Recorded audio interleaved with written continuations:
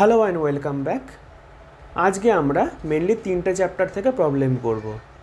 First chapter কি kinematics, second chapter laws of motion এবং third chapter work, energy and power. এই তিনটে chapter থেকে ডাব্লিউবিজেইতে বিগত কয়েক বছরে আসা যত ইম্পর্টেন্ট প্রবলেম আছে সেগুলো আমরা সলভ করার চেষ্টা করব। তাহলে আজকের প্রথম প্রবলেম কি বলেছে দেখো। The acceleration versus distance graph for a particle moving with a initial velocity 5 meter per second is shown in the figure. The velocity of the particle at x equals to 35 meter will be এদের মধ্যে কোন অপশনটা true. এবং আমাদের যে গ্রাফটা দিয়েছে, গ্রাফটা খেয়াল করে দেখো, এক্স অ্যাক্সিসে কী আছে distance X, that is in metre, আর ওয়াই অ্যাক্সিসে কী আছে acceleration, that is in metre per second square.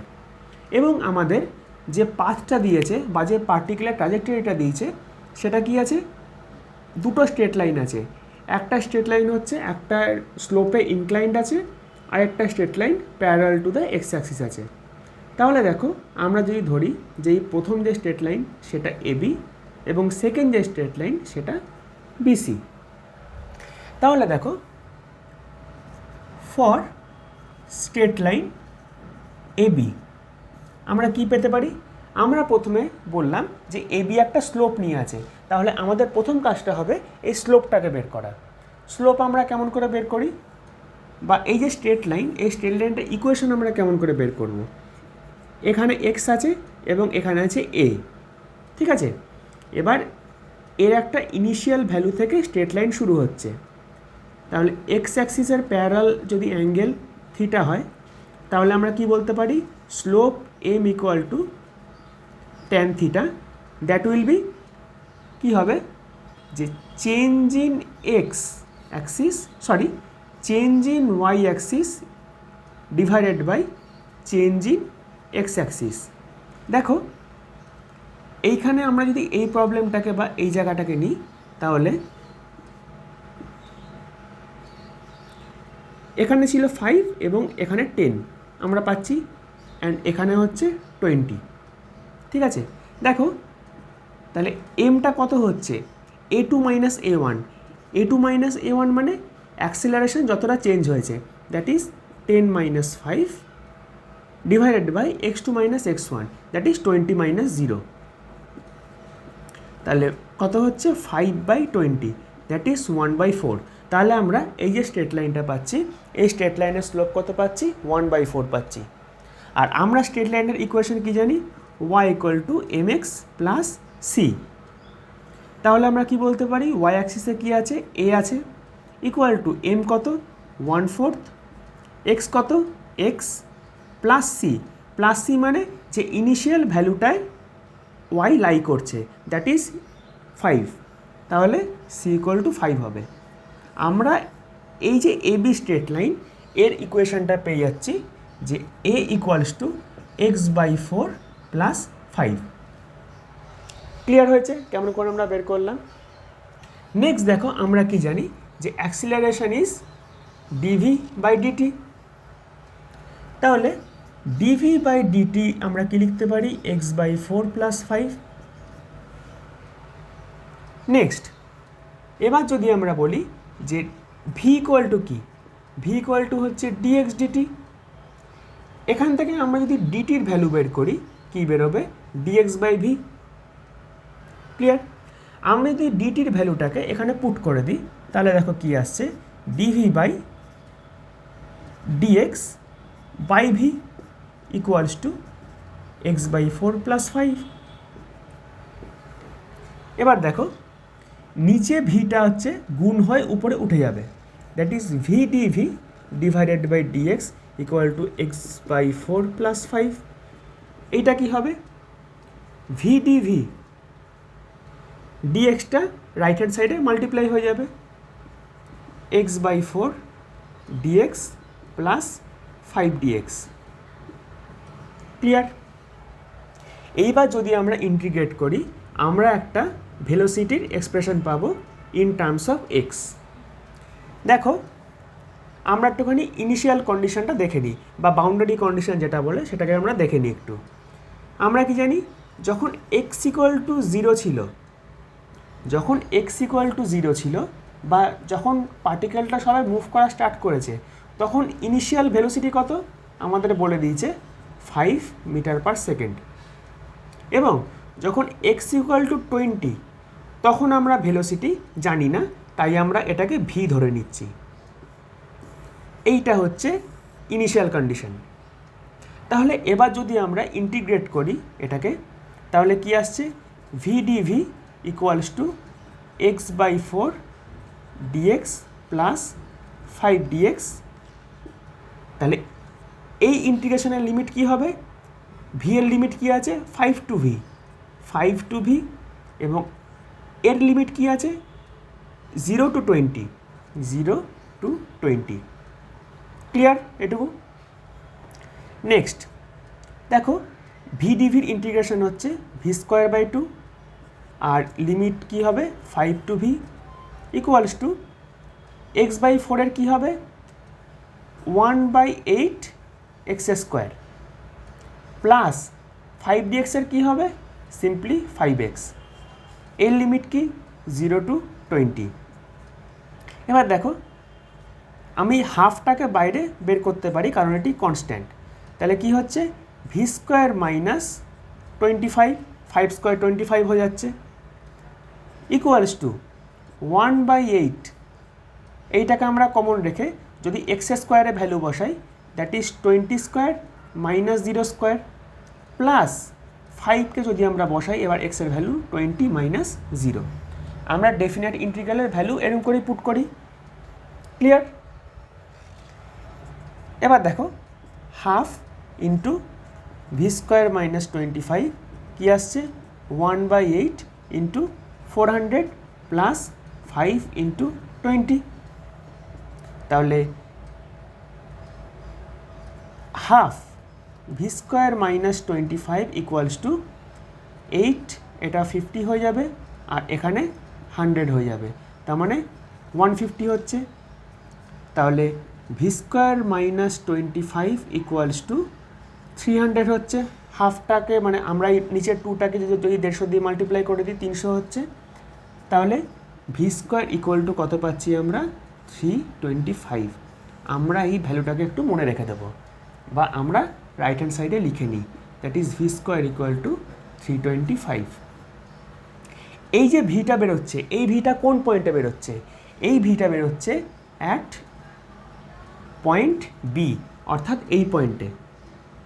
এই পয়েন্টে গিয়ে আমার যে ভেলোসিটি দাঁড়াচ্ছে that is V equal to √325। কিন্তু আমাদের রুট করার দরকার নেই এই মুহূর্তে, কেন তোমরা সেটা পরে বুঝতে পারবে। এবার দেখো নেক্সট আমরা যদি বলি যে স্ট্রেট লাইন বিসিকে কনসিডার করি, তাহলে ফর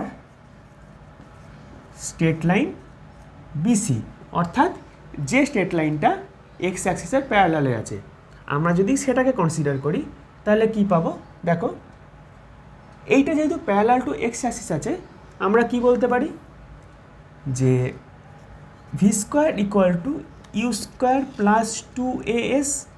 এইটা আমরা কাইনেমেটিক্সের প্রিন্সিপাল থেকে পাই। ক্লিয়ার? তাহলে দেখো আমাদের ফাইনাল ভেলোসিটি v² অর্থাৎ ভেলোসিটি অ্যাট সি হচ্ছে v², ভেলোসিটি অ্যাট বি এইটা হচ্ছে u² প্লাস 2as, এইটা পাচ্ছি। ভেলোসিটি অ্যাট বি কত পাচ্ছি আমরা, ভেলোসিটি অ্যাট b² এইটা পাচ্ছি আমরা 325, এই কারণেই আমরা রুট করিনি।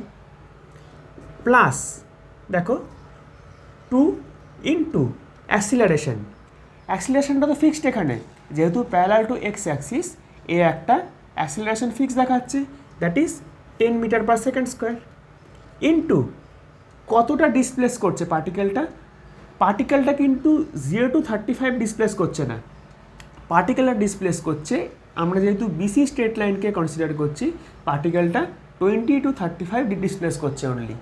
তাহলে দেখো ডিসপ্লেসমেন্ট কী হবে 30 মাইনাস 20। সবার ক্লিয়ার হয়েছে এটা? তাহলে 325 প্লাস 2 ইন্টু 10 ইন্টু 15, তাহলে 325 প্লাস 300 দ্যাট ইজ 625। তাহলে আমরা ভিসি স্কোয়ার কত পাচ্ছি 625। তাহলে ভিসি কত পাচ্ছি, ভিসি পাচ্ছি আমরা 25 মিটার পার সেকেন্ড। আমাদের কি চেয়েছে, আমাদের চেয়েছে the velocity of the particle at X equals to 35 metre. দেখো এক্স ইকুয়াল টু 35 মিটারের যে ভেলোসিটি সেটাই তো ভেলোসিটি অ্যাট সি। তাহলে আমরা ভেলোসিটি অফ সি কত পেলাম 25 মিটার পার সেকেন্ড। আমাদের অ্যান্সার হবে অপশন সি। ক্লিয়ার হয়েছে? তাহলে নেক্সট অঙ্কটা দেখো, a body of mass 2 kg moves in a horizontal circular path of radius 5 meter. At an instant, its speed is 2√5 meter per second and is increasing at the rate of 3 meter per second square. তাহলে the magnitude of force acting on the body at that instant is, কি বলেছে দেখো, একটা body circular পাথে move করছে, এই radius 5 metre, at an instant its speed বলেছে 2√5 metre per second. এই স্পিডটা তোমরা দেখো, এই স্পিডটা কিন্তু radial speed, that is VR equals to 2√5 metre per second at an instant বলেছে। এবার দেখো is increasing at the rate of 3 metre per second square. এই পার্টিকেলটা তো সার্কেলে এরকমভাবে মুভ করছে, অ্যাট অ্যান ইনস্ট্যান্ট মানে যখন পার্টিকেলটা এইখানে আছে তখন আমরা দেখছি যে ভেলোসিটিটা দেওয়া আছে রেডিয়াল ভেলোসিটি সেটা হচ্ছে 2√5 মিটার পার সেকেন্ড। কিন্তু যে অ্যাক্সেলারেশনটা বলেছে এখানে that is 3 metre per second square, সেটার যে চেঞ্জ হওয়ার ডাইরেকশান সেটা তো ট্যানজেনশিয়াল ডাইরেকশান। আমাদের অ্যাক্সেলারেশনের যে ডাইরেকশানটা সেটা আমাদের ট্যানজেনশিয়াল ডাইরেকশান। তাহলে acceleration will be equal to, tangential acceleration will be equal to 3 meter per second square. Clear? এবার দেখো আমরা কি পেয়েছি, আমরা পেয়েছি VR অর্থাৎ radial velocity 2√5 metre per second, আমরা পেয়েছি রেডিয়াস দ্যাট ইজ 5 মিটার, আর কি পেয়েছি tangential acceleration that is 3 metre per second square, আর কি পেয়েছি আমরা বডির মাস দিয়েছে দ্যাট ইজ 2 kg। ক্লিয়ার? এবার আমরা যদি সেন্ট্রিপেটাল অ্যাক্সিলারেশন বা আমরা সেন্ট্রিফিউগালও বলতে পারি, দুটোর ভ্যালুই কি হয়, দুটোর ভ্যালুই হয় দ্যাট ইজ AR, যেটা কি না সেন্ট্রিপেটাল হয় টুয়ার্ডস দ্য সেন্টার আর সেন্ট্রিফিউগাল হয় অ্যাওয়ে ফ্রম দ্য সেন্টার। ঠিক আছে? তাহলে AR যে ম্যাগনিটিউডটা আমরা বের করবো জাস্ট এখানে, ম্যাগনিটিউডটা হচ্ছে V²/R হয়, এটা আমরা জানি। তাহলে AR ইকুয়াল টু VR² কত বলেছে 2√5 এর whole square divided by R মানে 5, তাহলে 4 × 5/5 that is 4 metre per second square. Is that clear? এটুকু। এবার তাহলে দেখো আমরা AR কত পেয়ে গেলাম 4 মিটার পার সেকেন্ড স্কোয়ার, আর AT কত পেয়ে গেলাম, AT আমাদের বলেছে 3 মিটার পার সেকেন্ড স্কোয়ার। সেক্ষেত্রে আমাদের যে রেজাল্টেন্ট অ্যাক্সিলারেশনটা আমরা পাচ্ছি এখানে সেটা কত পাচ্ছি, A equals to √over AT² plus AR²। এটি কত, এটি হচ্ছে 3² প্লাস 4² রুট, তাহলে 4 আর 3 এটা একটা পাইথাগোরাস ট্রায়াঙ্গেল ক্রিয়েট করে বা পাইথাগোরাস ট্রিপলেট ক্রিয়েট করে, দ্যাট ইজ এটা যদি 3 হয় এটা 4 হলে এটা 5, তাহলে পাইথাগোরাস ট্রিপলেটের হাইপোটেনিউসটা 5 হয়, তার মানে A equal to 5 metre per second square. Clear? আমরা কি পেলাম, আমরা রেজাল্টেন্ট অ্যাক্সেলারেশন পেলাম। তাহলে কী চেয়েছে আমাদের, ফোর্স চেয়েছে, force on the body. Force on the body কী হবে, ফোর্স অন দ্য বডি হবে এফ ইকুয়াল টু নিউটনের সেকেন্ড ল অনুযায়ী M A, that is 2 K G into 5 metre per second square, that is 10 K G metre per second square, যেটা আমরা জানি যে 10 Newton. আমাদের অ্যান্সার হচ্ছে অপশন ডি। আশা করি তোমরা বুঝতে পেরেছো। আমাদের পরবর্তী অঙ্কটা দেখো, consider an engine that absorbs 130 calorie heat from hot reservoir and delivers 30 calorie heat to cold reservoir in each cycle. The engine also consumes 2 joule energy in each cycle to overcome friction. If the engine works 90 cycles per minute, what will be the maximum power delivered to the load? এই প্রশ্নটা হিসাব মতো হচ্ছে থার্মোডাইনামিক্সের engine principal এবং work power এনার্জির একটা combination. দেখো কেমন করে সলভ করব। আমরা কি জানি, ধরো যে কোনো ইঞ্জিন একটা আছে, এই ইঞ্জিনের কাজটা কি, একটা সিম্পল ইঞ্জিন আমরা যদি ইমাজিন করি, এই সিম্পল ইঞ্জিনটা কি করবে, এইটা হচ্ছে হট রিজার্ভার,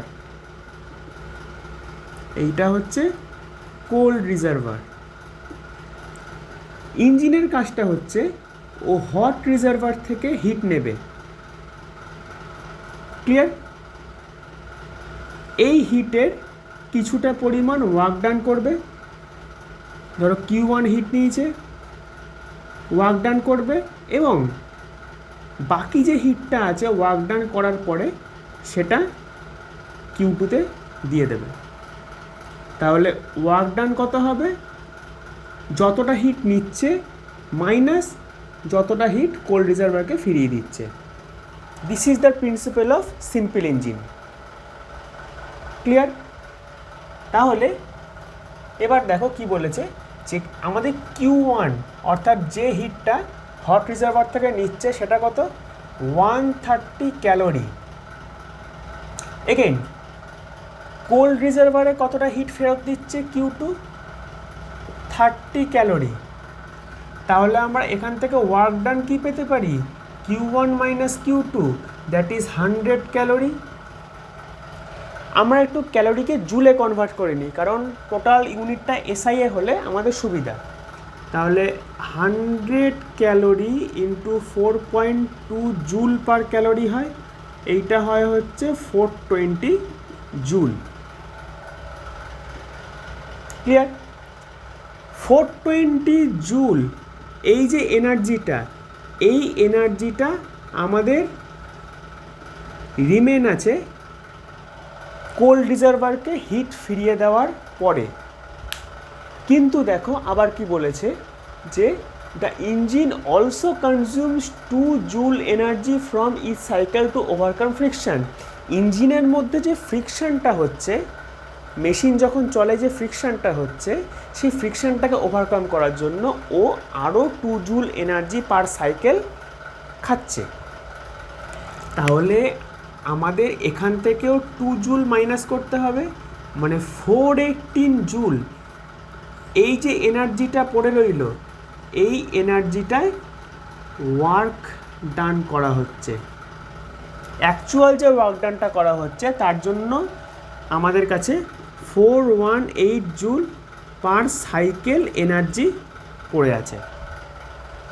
এবার দেখো কি বলেছে, if the engine works 90 cycles per minute, তাহলে 1 মিনিটে 90 সাইকেলস পারফর্ম করছে ইঞ্জিনটা। তাহলে 1 সেকেন্ডে কত পারফর্ম করবে, 90/60 cycle, that is 3/2 cycles, clear? তাহলে দেখো যে আমরা যদি বলি টোটাল পাওয়ার কনজিউম, সেটা মানে কি, এনার্জি কনজিউমড বাই টাইম বা ইন 1 সেকেন্ড। পাওয়ার মানে কি হয়, এনার্জি পাই সেকেন্ড হয়। বা 1 সেকেন্ডে কতটা এনার্জি কনজিউম করা হচ্ছে সেটাকে আমরা পাওয়ার বলে থাকি। এনার্জি কত কনজিউম হচ্ছে? 418 জুল, এইটা একটা সাইকেলে। কিন্তু আমাদের 1 সেকেন্ডে কটা সাইকেল পারফর্ম হচ্ছে? 1 সেকেন্ডে আমাদের 3/2 সাইকেলস পারফর্ম হচ্ছে। তার মানে এইটা ডিভাইডেড বাই 1 সেকেন্ড হবে। তাহলে এর যে এটা হবে যে 2 একে কাটলে 209, এখানে হবে 627 joule per second. Joule per সেকেন্ডকে আমরা কি লিখতে পারি? জুল পার সেকেন্ডকে আমরা লিখতে পারি 627 ওয়াট। তাহলে আমাদের টোটাল যে পাওয়ারটা কনজিউম হচ্ছে সেটা হচ্ছে 627 ওয়াট।